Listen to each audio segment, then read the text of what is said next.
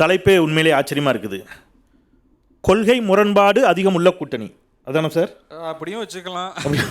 Okay, கொள்கை முரண்பாடுகள் குறைந்த கூட்டணி எது அப்படின்னு சார். இப்போ முதல்ல எனக்கு ஒரு விஷயத்தை கிளாரிட்டி பண்ணுங்கள் சார். இப்போ தேசிய ஜனநாயக கூட்டணியில் அல்லது அதிமுக கூட்டணியில் எந்தெந்த கட்சிலாம் இருக்குது அதை முதல்ல முடிவு பண்ணிட்டீங்களா சார்? அதிமுக, பாஜக, தமாக இந்த மூன்றும் அந்த அணியில் இருப்பதை மூவரும் ஒத்துக்கொள்கிறார்கள். அந்த அணியில் டிடிவி தினகரன் இருக்கிறார் அப்படின்னு பாஜக சொல்லுது. எடப்பாடி அதை ஏற்றுக்கிட்டாரா சார்? ஏற்றுக்கல. அந்த அணியில் தான் ஓபிஎஸ் இருக்கிறார் என்று பாஜக சொல்லுது. எடப்பாடி ஏற்றுக்கிட்டாரா சார்? ஏற்றுக்கல. அந்த அணியில் தான் பாமக இருக்குது அப்படின்னு பாஜக சொல்லுது. ஆனால் பாட்டாளி மக்கள் கட்சியினுடைய தலைவர் ராமதாஸ் அதை ஏற்றுக்கொண்டாரா? இவ்வளவு சிக்கலை வைத்திருக்கக்கூடிய ஒரு கூட்டணியாக அது இருக்கின்ற பொழுது அந்த பஞ்சாயத்து என்ன முடியலை. அதுக்கப்புறம்லாம் நீங்கள் கொள்கைக்கு போவீங்க. கொள்கை எது நிறைய, எது முரண்பாடு, எது குறைபாடெல்லாம் அப்புறம்லாம் பேசணும். ஸோ கூட்டணியே இன்னும் அங்கே உறுதியாகவில்லை, கூட்டணியிலே இவ்வளோ சிக்கல் இருக்குது அப்படின்னு சொன்னால் நான் ஒன்று கேட்குறேன். இதெல்லாம் சேர்ந்து எப்படியோ திமுக வீழ்த்தணும்னு நீங்கள் எல்லாம் நாளைக்கு ஒரு அணிக்கு வந்துட்டீங்கன்னு வச்சுப்போம் சார். ஒரு வாதம், தேர்தல் பரப்புரை நான் இங்கே எழுதி தரேன், உறுதியாக சொல்கிறேன். எழுச்சி தமிழர் திருமாவளவனுக்கு ஆதரவாக எல்லா தொகுதிகளிலும் நிச்சயமாக ஸ்டாலின் பிரச்சாரம் செய்வார், மாற்று கருத்து இல்லை. மதிமுக தோழர்களுக்காக இடதுசாரிகள் பிரச்சாரம் செய்வார்கள். திமுக வேட்பாளர்களுக்காக எழுச்சி தமிழர் பரப்புரை செய்வார். எல்லா தலைவர்களும் எல்லோருக்கும் பரப்புரை செய்வார்கள். டிடிவி தினகரன் நிற்கிற தொகுதியில் எடப்பாடி பழனிசாமி பிரச்சாரம் பண்ணுவாரா?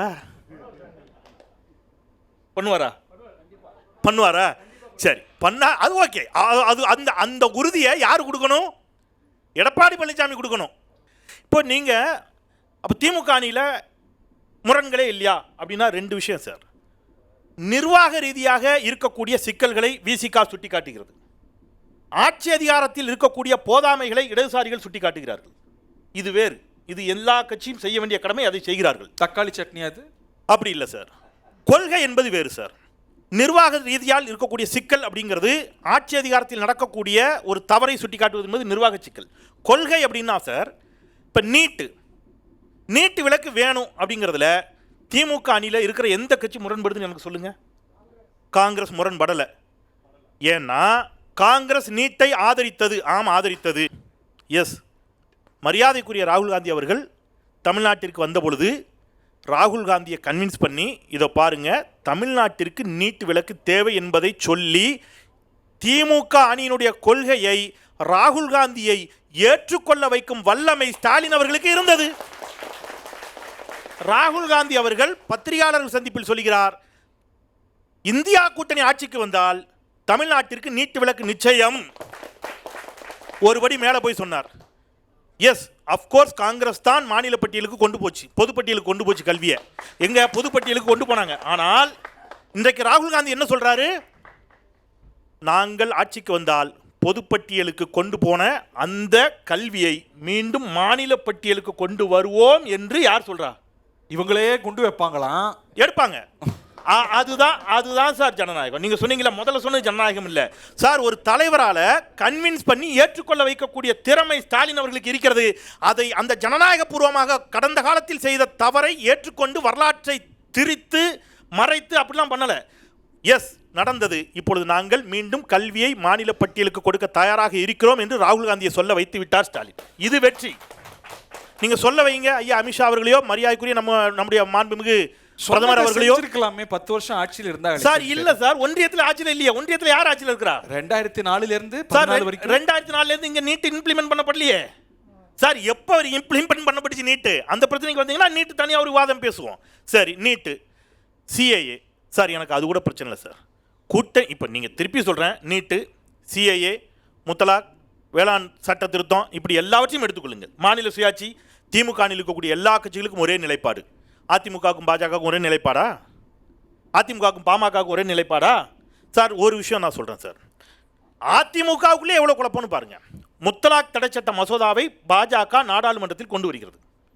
மக்களவையில் அஇஅதிமுகவினுடைய மக்களவை உறுப்பினர் முத்தலாக் தடை சட்டத்தை வரவேற்று ஆதரித்து மாண்புமிகு பிரதமர் மோடி அவர்களை இஸ்லாமிய பெண்களின் பாதுகாவலர் என்று வானலாவ புகழ்ந்து அந்த மசோதாவை ஆதரிக்கிறார். ஆதரித்து வாக்கும் செலுத்துகிறார். மக்களவை அஇஅதிமுக உறுப்பினர். மாநிலங்களவையில் அதிமுகவுக்கு என்ன செய்யறதுன்னே தெரில. இல்லை இது ஏற்றுக்க முடியாது, இது அதிமுகவுடைய கொள்கைகளுக்கு முரணானது என்று சொல்லிவிட்டு, சரி முரணானதுன்னா அப்போ எதிர்த்து ஓட்டு போடணும்ல, எதிர்த்தும் ஓட்டு போடுறதுல எங்களுக்கு கொஞ்சம் சிக்கலாக இருக்குது, பாஜக கூட்டணியில் இருக்கிறோம், என்ன பண்ணுறதுன்னு தெரில, ஆதரிக்கிறதா எதிர்க்கிறதான்னு தெரியாமல் மக்களவையில் ஆதரித்து வாக்களிக்கிறார்கள், மாநிலங்களவையில் எதிர்த்து பதிவு மட்டும் செஞ்சுட்டு வாக்களிக்காமல் வெளியில் வந்து விடுகிறார்கள். கொள்கை முரண்பாடு என்பது இதுதான். நீங்கள் அப்படி இங்கே ஏதாவது ஒரு நிகழ்வுகளை எனக்கு தரவுகளோடு சுட்டி காட்டும். இந்த அணிக்கு நீங்கள் திமுக அப்படி பண்ணுச்சு, பிசிக அப்படி பண்ணுச்சு, இல்லை கம்யூனிஸ்ட் இப்படி பண்ணாங்க, அப்படி அல்ல. ஸோ ஒருமித்த ஒரு நிலைப்பாட்டை எடுத்து செல்லக்கூடிய ஒரு அணியாக இன்றைக்கு இருக்கிறது. சார் ஒரு அணி நீங்கள் எல்லோருக்கும் ஒரே கொள்கையாக இருந்துச்சுன்னா இவ்வளவு கட்சி தேவையில்லை. கம்யூனிஸ்ட் கட்சியிலே எதுக்கு சிபிஐ சிபிஎம்? ஸோ கொள்கை அளவில் ஏதோ ஒரு முரண்பாடுகள் இருப்பதால் தான் இத்தனை இயக்கங்கள், இத்தனை கட்சிகள், அதுதான் ஜனநாயகத்தின் பலம், அதில் மாற்றுக்கருத்து இல்லை. ஆனால் எது ஆகச்சிறந்த தலைமை, எது ஆகச்சிறந்த ஆளுமைன்னு கேட்டிங்கன்னா, ராஜீவ்காந்தியினுடைய மரணத்திற்கு பிறகு இந்தியாவில் ஒரு நிலையான ஒரு ஆட்சி அமையவே இல்லை. நிச்சயமற்ற ஒரு சூழல் இருந்து கொண்டே இருக்கிறது. இது இந்தியாவிற்கு ஆபத்து என்று உணர்கிறோம் எல்லாரும். என்ன செய்யறது? தனிப்பெரும் கட்சியாக பாஜக தான் வெற்றி பெறுகிறது. அப்போ பாஜகவால் மட்டும்தான் ஆட்சி அமைக்கக்கூடிய ஒரு வாய்ப்பு வருகிறது. ஆனால் அவர்களுக்கு தனித்த பெரும்பான்மை இல்லை. அஇஅதிமுக மறைந்த முதலமைச்சர் மரியாதைக்குரிய அம்மையார் செல்வி ஜெயலலிதா அவர்கள் வாஜ்பாய் அவர்களுக்கு கொடுத்த ஆதரவை திரும்ப பெறுகிறார். முத்தமிழர் டாக்டர் கலைஞர் இந்தியாவின் நலனை காப்பதற்காக அன்றைக்கு வாஜ்பாய் அவர்களுக்கு தன்னுடைய ஆதரவை கொடுத்தார், நிலையான ஆட்சி அமைய வேண்டும் என்று சொல்லி. ஆனால் கொடுக்கும்போது சும்மா கொடுக்கல. கொள்கை என்பது இந்த இடத்துல தான் வருது. நாங்கள் இந்தியாவில் ஒரு நிலையான ஆட்சி அமைய வேண்டும் என்பதற்காக உங்களோடு இணைகிறோம். ஆனால் நல்லா புரிஞ்சுக்கங்க, உங்களுடைய எந்த கொள்கையிலும் எனக்கு உடன்பாடு இல்லை. எங்கள் கொள்கை இதெல்லாம். இதை ஏற்றுக்கிட்டு சைன் பண்ணுறதா இருந்தால் கூட்டணியில் இருப்போம் என்று சொல்லி காஷ்மீருக்கான சிறப்பு அந்தஸ்தை நீக்கக்கூடாது, ராமர் கோயில் கட்டுவதை பற்றி பேசக்கூடாது, முத்தலாக் தடை சட்டத்தை பற்றி பேசக்கூடாது, பொது சிவில் சட்டத்தை பற்றி பேசக்கூடாது. அத்தனைக்கும் உடன்பட்டு மரியாதைக்குரிய மறைந்த பிரதமர் அடல் பிகாரி வாஜ்பாய் அவர்கள் கையெழுத்திட்டு ஒரு குறைந்தபட்ச செயல் திட்டத்தை உருவாக்கி கூட்டணி வைத்து சாதித்து காட்டியவர் முத்தமிழர் டாக்டர் கலைஞர். இதுதான் கொள்கை கூட்டணி. சார் எல்லாவற்றிலும் ஒரு முரண்கள் அப்படிங்கிறது கொள்கை அடிப்படையில் அங்கே இருக்கிறது. சீட் ஷேரிங் இது எல்லா கூட்டணியிலும் எல்லா கட்சியிலும் இருக்கக்கூடிய சிக்கல். அதை திமுக அணியில் இருக்கிறதா? ஆம் இருக்கிறது. அது கொள்கை முரண்பாடு அல்ல. அது தேர்தல் காலத்தில் ஒரு கட்சிக்குள்ளே வரும் சார். ஒரு தொகுதிக்கு 40 பேர் போய் என்ன செய்வாங்க? வேட்புமனு தாக்கல் பண்ணுவாங்க. அது முரணா? அது சண்டையா? அது பிரச்சனையா? இல்லை, அது எல்லா கட்சியிலும் இருக்கக்கூடியது. ஆனால் கொள்கை அடிப்படையில் இந்த கேள்வி வரக்கூடாதுங்கிறதுனால தான் நீங்கள் ஒரு வார்த்தை சொல்கிறேன் சார். கொள்கை முரண்பாடுகள் மிகுந்த அணி தேசிய ஜனநாயக கூட்டணி அஇஅதிமுக அணி என்பதை நான் சொல்லலை. மரியாதைக்குரிய நம்முடைய மாண்புமிகு எதிர்க்கட்சி தலைவர் ஐயா எடப்பாடி பழனிசாமி அவர்களே ஒத்துக்கிட்டார். ஒரு வார்த்தை சொல்கிறார், கொள்கையை பார்க்காதீங்க, கொள்கை வேறு கூட்டணி வேறுன்னு சொன்னாலே என்ன சார் அர்த்தம்? அப்படின்னா என்ன அர்த்தம் சொல்லுங்களேன்? கொள்கை வேறு கூட்டணி வேறுனா என்ன அர்த்தம்? எங்ககிட்ட நீங்கள் கொள்கையை பேசாதீங்க, கொள்கை பேசினா நாங்களும் பாஜகவும் ஓரணியில் இருக்க முடியாது, பிரச்சனை. அதனால கொள்கை வேறு கூட்டணி வேறு. ஆனால் திமுகவில் எல்லாரும் என்ன சொல்கிறாங்க? இது என்ன அணின்னு சொல்கிறாங்க? கொள்கை கூட்டணி. திமுக கொள்கை கூட்டணி. கொள்கைகளில் முரண்பாடுடைய மொத்த தொகுப்பாக இருக்கக்கூடிய ஒரு கூட்டணி என்றால் அது தேசிய ஜனநாயக கூட்டணியாக இன்றைக்கு இருந்து கொண்டிருக்கிறது. அவருடைய ஒற்றை நோக்கம் திமுகவை வீழ்த்த வேண்டும் என்பது மட்டும்தான்.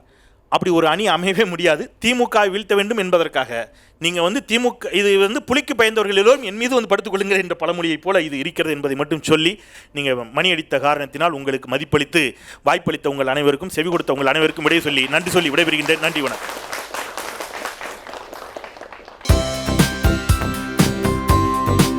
தந்தி டிவியை உங்கள் கேபிள் டிவி ஆபரேட்டரிடம் இலவசமாக கேட்டு பெறுங்கள். ட்ரெண்ட ஃப்ரெண்ட் ஆக்கிக்கோங்க. தந்தி டிவியின் சப்ஸ்கிரைபர்ஸ் அண்ட் ஃபாலோவர்ஸ் குடும்பத்துல நீங்களும் இணையுங்க.